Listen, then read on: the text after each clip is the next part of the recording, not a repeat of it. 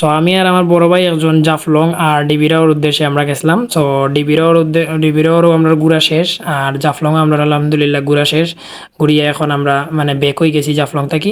আর back হইবার সময় যে আকাশের অবস্থা, মানে যে মনোরম একটা পরিবেশ আসলো, আর খুব বেশি বাতাস দের। এটা গরমের সময় না, আসলে শীতের সময় লাগে আমার শরীর অত জুব্বা জব্বা লাগাইল।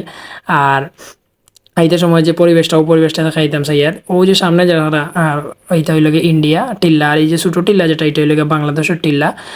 তো একটা গান হয়ে যাক এখন। কেউ দূর আকাশে যোজনা মাখে, কেউ জোনাকির আলোয় গল্প লেখে, কেউ ধূসর রাতের রঙিন ছবি আঁকে, খুব ক্লান্তি মালায় আবারও আসে,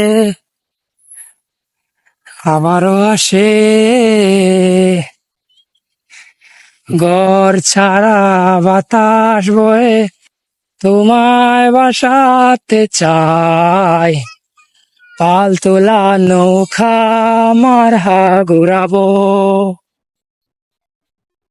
ঘুম ভাঙা সকাল হলে তোমায় বাসাতে চাই, চোখ জুড়ে স্বপ্নে উড়ে বেড়াবো,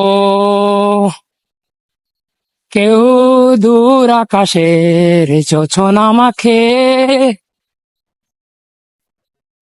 কেউ জোনাকির আলোয় গল্প লেখে,